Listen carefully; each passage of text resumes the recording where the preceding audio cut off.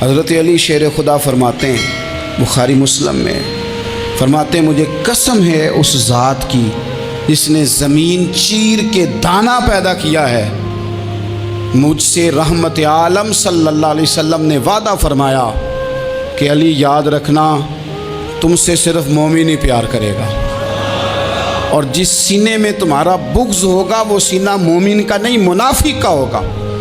تم سے مومن پیار کریں گے، مومنوں کے دلوں میں کشش ہوگی تمہارے لیے، ان کے سینے کشادہ ہوں گے تمہارے حق میں۔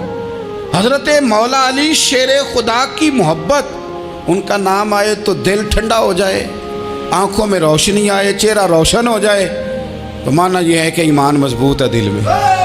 اور اگر بندہ کمزور ہونے لگ جائے، اگر اس کی کیفیات کوئی اور رنگ پیش کریں، تو معنی یہ ہے کہ ایمان سینے میں مضبوط نہیں ہے۔ حضرت علی شیر خدا سے حضور کا جو قربت کا تعلق دیکھیں، کچھ لوگ ایسے ہوتے ہیں کہ جن سے قربت ہوتی ہے، آپ نے کبھی دیکھا ہے ہر بندے سے مل کے بندہ رو نہیں سکتا، ہر بندے کو دیکھ کے رونا آتا نہیں، لیکن کچھ لوگوں سے روح ملتی ہے نا کسی کی، تو ویسے کبھی وہ بندے مل جائیں نا، دل کرتا ہے تینوں سامنے بٹھا لاں، تیرے درد پرانے چھیڑاں۔ کچھ لوگ ایسے ہوتے ہیں جن کے ساتھ حضور تشریف فرما ہیں، حضرت علی شیر خدا کہیں گئے ہوئے ہیں، تو محبوب کیا فرماتے ہیں؟ فرماتے ہیں اللہ اس وقت تک میرے پاس حضرت اسرائیل کو نہ بھیجنا جب تک میں علی سے ملاقات نہ کر لوں۔ دعائیں ہو رہی ہیں کہ میری جب تک ملاقات نہ ہو جائے، میرا جانے کا وقت نہ آئے۔ مشکات میں حدیث موجود ہے۔ تو سرور کائنات علیہ السلام کا جو ان کے ساتھ قربت ہے، حضور کا جو ان سے پیار ہے، حضور نے ہر مہاجر کو ایک انصاری کا بھائی بنایا، انصار کے اندر حضور نے بھائی چارہ قائم فرمایا، اور یہ تاریخ کا وہ والا بھائی چارہ ہے جس کی نہ اس سے پہلے کوئی مثال ہے، نہ قیامت تک دوبارہ کوئی مثال دی جا سکتی ہے۔ بھائی جب سگے بھائی جب شادی شدہ ہو جاتے ہیں نا، تو ان کی اپنی اپنی جیبیں ہو جاتی ہیں، اپنی اپنی گفتگو ہو جاتی ہے۔ 6 ماہ کے بچے کے بارے میں بھی وہ کہنے لگ جاتے ہیں میں نے بچوں کا بھی تو کچھ بنانا ہے نا۔ انہیں بالکل اب وہ چیزیں نظر آنی بند ہو جاتی ہیں جس میں والدین اور بہن بھائی شامل ہوتے ہیں، وہ کہتے ہیں میرے بھی تو بچے ہیں۔ لیکن یہ بھائی چارہ مہاجرین اور انصار کا اتنا زبردست اور معنی خیز ہے، حضور نے بھائی چارہ قائم فرمایا۔ سگے بھائیوں کو وراثت دینا مشکل ہوتا ہے، بڑا کہہ رہا ہوتا ہے کمائی تو میں نے کی تھی، چھوٹا کہہ رہا ہوتا ہے کہ باہر تو پہلے میں گیا تھا، جھگڑے جھگڑے۔ لیکن یہ تاریخ اسلامی کا وہ بھائی چارہ ہے کہ جن میں برادری، قبیلہ، رنگ، نسل، علاقہ ایک نہیں، پر ہزاروں قومیں وجود میں آئیں، دہر میں خشک و تر کے رشتے سے ہم نے بنیاد دوستی رکھی، یاد خیر البشر کے رشتے سے۔ اور اقبال نے جن انداز میں اس مضمون کو بیان کیا ہے وہ انداز ہی نرالا ہے۔ اقبال فرماتے ہیں خاص ہے ترکیب میں قوم رسول ہاشمی، بننے میں کوئی خاص، ان کی ترکیب ہی کوئی خاص ہے۔ حضور نے بھائی بھائی بنا دیا۔ اب بھائی جن کو دینی اسلامی مذہبی بھائی بنایا ہے، وہ دوسرے بھائی کے بارے میں کیا ذہن رکھتا ہے؟ وہ کہتا ہے کہ میرے بھائی میرا کاروبار بھی آدھا تیرا، جائیداد بھی آدھی تیری، چونکہ تو میرا بھائی ہے تو تو رسی لے کے پیمائش کر لے، میں اپنا گھر بھی بانٹ کے آدھا تجھے دینا چاہتا ہوں۔ جب اس قدر زیادہ لوگوں کی نظریاتی پختگی ہوئی اور لوگ اس قدر زیادہ مزاج رکھنے لگے، تو پھر ایک خاص قربت کا ماحول وہاں نظر آیا۔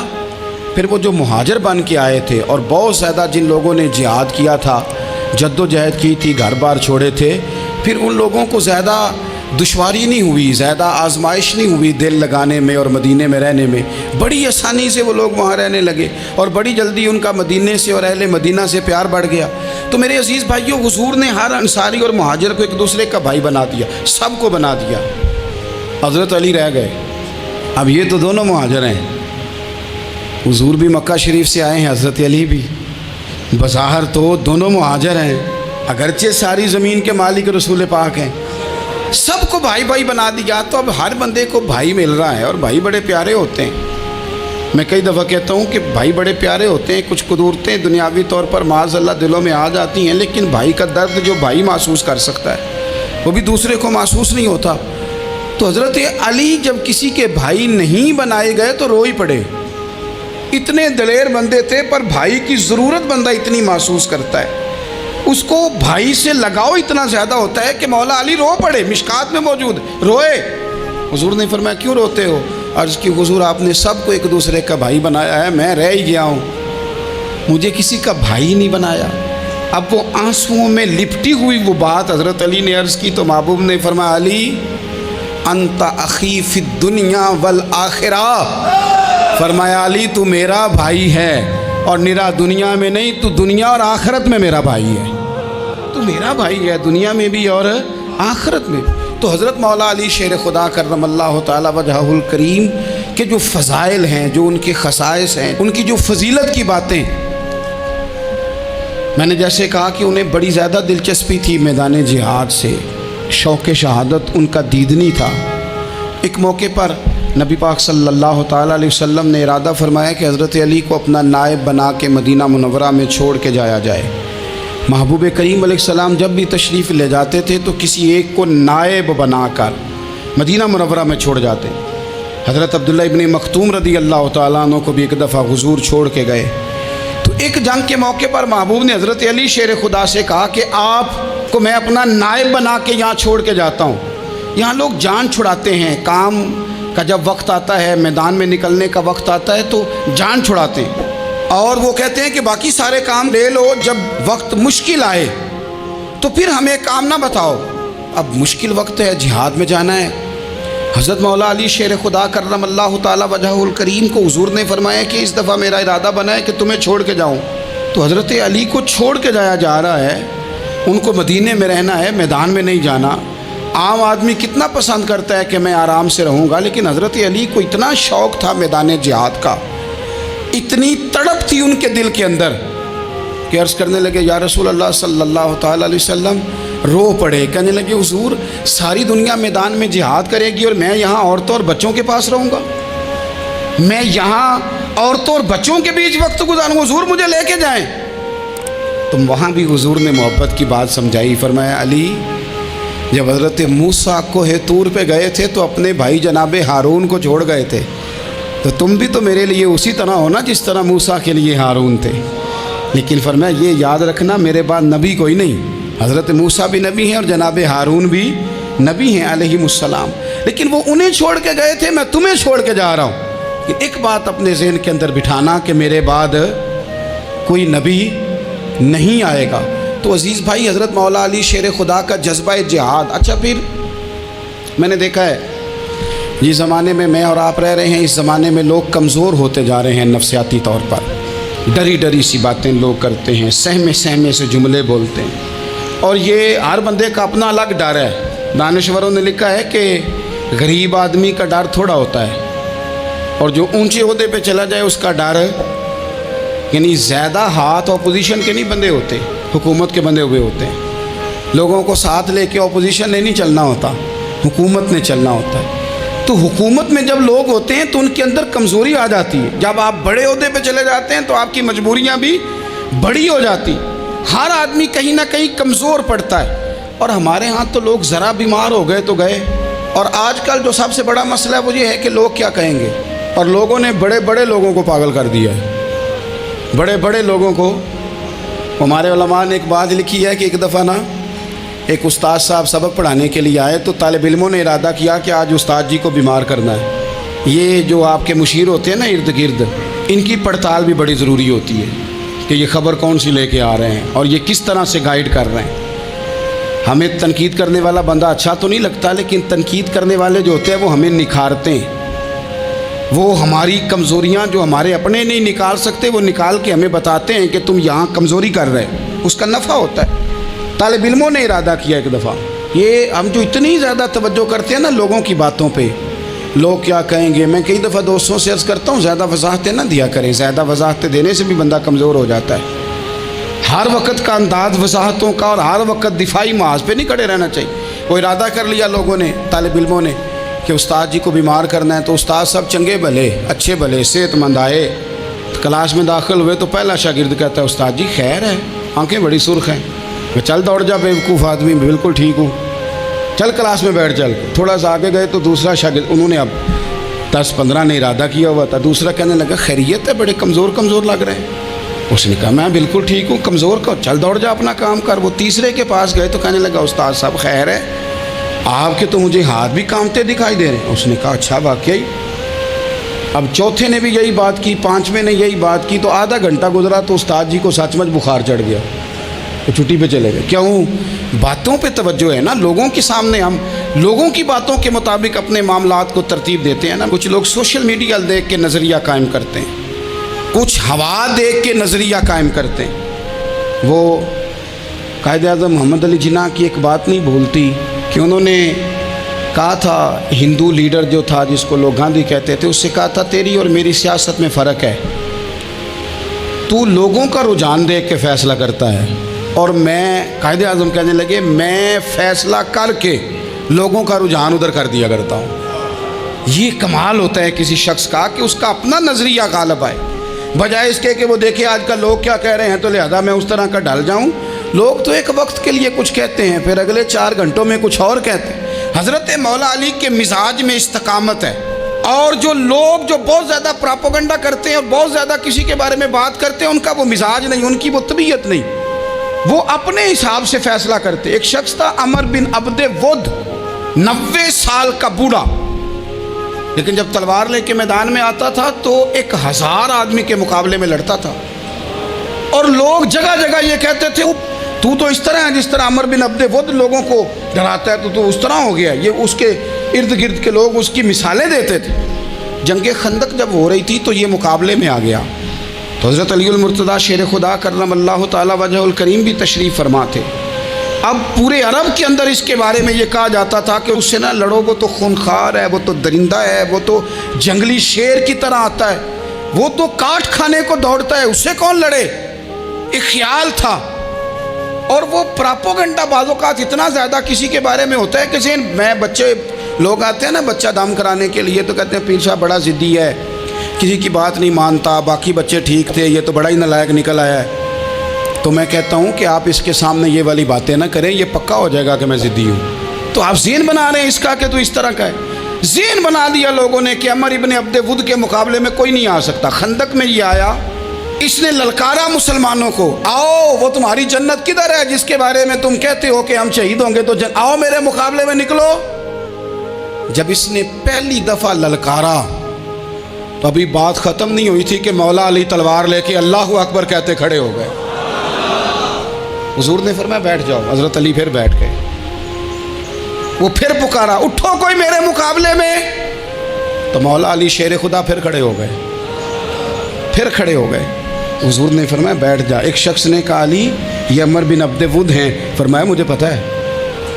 نہیں سمجھے آپ بات، میں آپ کو سمجھا کے لایا ہوں پیچھے سے کہ پراپوگنڈا کرتے ہیں نا لوگ، ہو آگے نہ جانا، یہاں کرنٹ بڑا زیادہ ہے، وولٹیج بڑے سخت ہیں، تو آگے نہ بڑھنا۔ بھائی کیا ہو جائے گا، اٹھ باندھ کمر کیوں ڈرتا ہے، پھر دیکھ خدا کیا کرتا ہے۔ حضرت علی تیسری دفعہ اس نے کہا نا ہے کوئی، تو حضرت علی پھر اٹھے۔ اب تو رسول پاک صلی اللہ تعالی علیہ وسلم نے تھپکی دی۔ بعض جگہ یہ ہے کہ حضور نے خود تلوار تھمائی، سر پہ امامہ باندھا، اور حضور نے فتح یابی کی دعا فرمائی۔ حضرت علی گھوڑے پہ بیٹھے نکلے، اور جب اس کے سامنے گئے تو جا کے کہنے لگا میرا پتہ ہے۔ حضرت علی فرمانے لگے تو اپنا چھوڑ، میرا پتہ ہے تجھے، مجھے تو جانتا ہے۔ کہنے لگا میں 1000 کے مقابلے میں اکیلا لڑتا ہوں۔ حضرت علی شیر خدا فرمانے لگے پتہ نہیں تو کن سے لڑتا رہا ہے، جانے وہ کون ہے جن سے تو لڑتا رہا ہے، وہ کون 1000 تھے جو تیرے مقابلے میں آتے تھے، پتہ نہیں۔ تو کہنے لگا میرا نام میری ماں نے عمر بن عبد ود رکھا ہے۔ فرمایا چھوڑ تو، میری ماں نے میرا نام حیدر رکھا ہے۔ کہنے لگا تیری عمر چھوٹی ہے، کوئی بڑا لا۔ فرمانے لگے یہ تو جب پنجے میں پنجہ ملے گا تو پتہ چلے گا عمر کس کی چھوٹی ہے، ابھی تو کہانیوں سے متاثر کرنا چاہتا ہے، تو چاہتا ہے کہ تو پریشر ڈالے اور میں تیری بات سنوں، تو مقابلے میں آ، ڈینگے نہ مار، کہانیاں نہ سنا، دیواریں ہلتی رہتی ہیں اور در کانپ جاتا ہے، علی کا نام سن کے اب بھی خیبر کانپ جاتا ہے، تو مقابلے میں آ، تو باتیں بنا رہا ہے، کہانیاں سنا رہا ہے۔ وہ کہنے لگا تو بچہ ہے، میں چاہتا نہیں تیرا خون بہاؤں۔ تو حضرت علی کہنے لگے میں بڑے دن سے پریشان ہوں کہ کسی بے ایمان کا خون بہایا کیوں نہیں، میرا بڑا دل کر رہا ہے تیرا خون بہاؤں۔ اس نے بڑی زوردار ضرب لگائی، غصے میں اتنا پاگل ہوا، کیونکہ اس کے بارے میں معروف تھا کہ وحشی مزاج آدمی، اتنا سخت پاگل ہوا غصے میں، اس نے اپنے گھوڑے کے پیر کاٹ ڈالے، پہلے تلوار گھوڑے کو دے ماری، اس کو کاٹ کے دوڑا۔ یہ کیوں کرتے تھے لوگ؟ عرب کے لوگ اس وقت یہ کام کرتے تھے کہ ہم نے گھوڑا ہی مار ڈالا ہے تاکہ ہم بھاگ نہ سکیں۔ کہتے ہیں نا کشتیاں جلا دی ہیں کہ اب واپس جانے کا راستہ ہی بند ہو جائے، گھوڑے کے پیر کاٹ ڈالے کہ بھاگنا نہیں، اور بڑی زور سے اس نے ضرب لگائی حضرت علی پر۔ حضرت علی نے جب روکی تو وہ ڈھال ٹوٹ گئی حضرت مولا علی کی، اور آپ کے امامے کو اس کی تلوار بھی لگی۔ آپ نے فرمایا دکھا لیا تو نے زور، اب میری باری ہے۔ حضرت مولا علی شیر خدا کا قد بظاہر چھوٹا تھا، صحابہ کہتے ہیں ہم دور سے دیکھ رہے تھے، اللہ اکبر کہہ کے تھوڑا سا زمین سے وہ اٹھے، تھوڑا سا اٹھے، اور پھر دوبارہ نہیں انہیں تلوار چلانی پڑی، ایک ہی ضرب لگائی اور اس کے 2 ٹکڑے کر کے اسے زمین پہ پھینک دیے۔ تو عزیز دوست، آپ یاد رکھیں گے اس بات کو کہ اپنی زندگی کے اندر مروب ہونا چھوڑ دیں، روب میں۔ اور تاتاریوں نے مسلمانوں کو مروب کر لیا تھا، روب ڈال لیا تھا کہ ہم بہت بڑے لوگ ہیں۔ یہی آج ہمارے ساتھ بہت سارے لوگ کرتے ہیں، دلوں میں روب آ جاتا ہے، امیر رشتہ دار کا، فلانے کا، فلانے کا، پھر وہ جو مرضی کرتا ہے۔ تاتاریوں کی ایک بی بی، وہ کیا کرتی، وہ 9-10 مسلمان نوجوانوں کو سڑک پہ کھڑا کر جاتی، کہتی ادھر کھڑے ہونا، میرے آنے تک ہلنا نہ، جوان ہے لیکن روب ہے نا کہ یہ بڑے وحشی ہیں۔ اکیلی بی بی اندر جاتی، تلوار لے آتی، اور وہ کھڑے ہیں، وہ بھاگے بھی نہیں، اتنا ڈر گئے، ٹانگیں کانپ رہی ہیں، بھاگنے کی بھی جرت نہیں کر رہے۔ تسلی سے گئی ہے، تلوار لے کے آئی ہے، اور اس نے 9 جوان مسلمانوں کے گلے کاٹ دیے۔ اس روب سے نکلیں باہر، نوجوانوں سے کہتا ہوں نکلو۔ اور جن لوگوں نے دنیا میں انقلاب برپا کیا وہ غریب گھروں کے تھے، وہ لوگ تھے کہ جو بظاہر کسی بڑے قبیلے سے نہیں تھے۔ آپ محنت کریں، تعلیم حاصل کریں، جد و جہد کریں، مشقت کریں، اپنی زندگی میں کچھ مقاصد کے حصول کے لیے آگے بڑھیں۔ اور اگر آپ کہیں کہ دائیں بائیں میرے فلاں آدمی مجھے یہ مشورہ دے رہا ہے، تو کچھ لوگ دنیا میں باتیں کرنے آئے ہیں، انہوں نے باتیں کرنی ہیں اور بڑا فائدہ ہوتا ہے، ان کو باتیں کر لینے دیں، ان کو کرتے رہنے دیں۔ کام کرنے والا بندہ کام کرتا ہے اور کرتا ہی چلا جاتا ہے، وہ منزل تک پہنچ جاتا ہے۔ تو حضرت علی کے مزاج میں دلیری ہے، ہمت ہے، ایک بات، اور دوسری بات دانائی، حکمت۔ یہ جو ہمارے فیصلے ہیں نا جذباتی، اور جناب آج فلانے نے یہ کہہ دیا تو میرا پروگرام یہ بن گیا، تو پھر کل کسی نے اور کچھ کہہ دیا تو میرا پلان اور بن گیا۔ میں سب سے زیادہ ان لوگوں کے حق میں پریشان ہوتا ہوں جو سویرے کچھ اور کہتے ہیں، دوپہر کو کچھ اور کہتے ہیں، شام کو کچھ اور کہتے ہیں۔ بھئی آپ کا کوئی نظریہ ہونا چاہیے، کوئی ویژن ہونا چاہیے زندگی میں، آپ کے اندر کوئی حکمت اور دانائی ہونی چاہیے۔ اس کے لیے کیا کرنے کی ضرورت ہوتی ہے؟ اس کے لیے ضرورت ہوتی ہے کہ آپ کا ذہن ایک طرف ہو۔ میرے اسلاف فرمایا کرتے تھے زندگی میں ایک کام کر لو پر صحیح کر کے کر لو۔ ہم نے ایک تو سارے کام کرنے ہیں، آج کل ہر بندہ صحافی ہے، ہر بندہ تجزیہ نگار ہے، ہر بندہ سیاستدان ہے، ہر بندہ ہی مفتی ہے، ہر بندہ ہی جناب واعظ ہے، ہر بندے کے پاس ہی کچھ مسئلے۔ اس کا نقصان یہ ہے کہ کسی کے پاس بھی کچھ نہیں۔ وہ کسی درویش نے کہا تھا کہ جب سب لیڈر ہوں تو سمجھو کوئی لیڈر نہیں، کیونکہ سارے جو لیڈر ہو گئے۔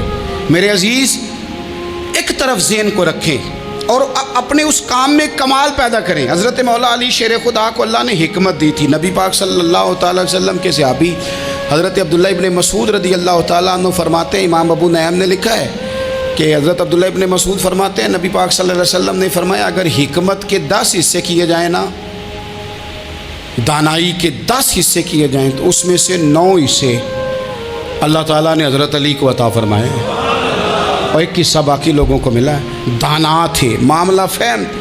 کچھ بندے بڑے منافق قسم کے تھے، تو حضرت علی اذان ہو گئی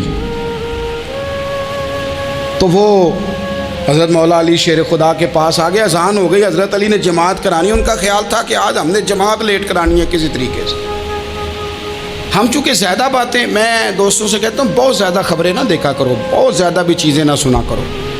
آپ تو میرے بھائی موبائل کے اندر چلے جائیں گے، پھر باہر کی دنیا تو اور ہے، تو تھوڑا باہر بھی نکلیں تصویروں سے، تھوڑا باہر بھی آئیں، دیگر معاملات بھی دیکھیں۔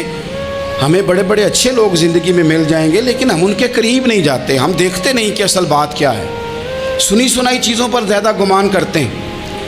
اب اب حضرت علی چونکہ بڑے دانا تھے، مصلے پہ بڑھ رہے ہیں، جماعت کھڑی کرنی، اللہ اکبر کہہ رہے ہیں، بندوں کا خیال تھا نماز لیٹ کرانی ہو، نے فٹافٹ حضرت علی سے کہا کہ حضور ذرا وہ جانور تو بتائیے گا کتنے ہیں جو انڈے دیتے ہیں، اور ذرا وہ بھی بتائیے گا جو بچے دیتے ہیں۔ یہ ذرا اب کتنے کو بندہ جانور گنے، آہستہ آہستہ بندہ شمار کرے، وہ بکری جو ہے وہ بچہ دیتی ہے، مرغی انڈا دیتی ہے، اور گائیں جو ہے وہ بچہ دیتی ہے، اور بطخ جو ہے وہ انڈا دیتی ہے، بندہ تو یہ گننے لگ جائے۔ تو حضرت علی شیر خدا یہاں ہاتھ ہیں، فرمانے لگے گھر جا کے گن لینا، موٹی سی بات بتاتا ہوں، جن جانوروں کے کان باہر ہوتے ہیں وہ بچے دیتے ہیں، جن کے اندر ہوتے ہیں وہ انڈے دیتے ہیں۔ اللہ اکبر، نماز کی نیت باندھ لی، تم گننا گھر جا کے۔ موٹی سی بات بتا دیتا ہوں، وہ صاحب کہتے ہیں میں حضرت علی رضی اللہ تعالیٰ عنہ کو الجھانے آیا تھا، میں خود بڑا الجھ گیا۔ یہ کیا ماجرا ہے، کیا معمہ ہے کہ دو فکروں میں انہوں نے بات کو سمیٹا اور کمال کر دی۔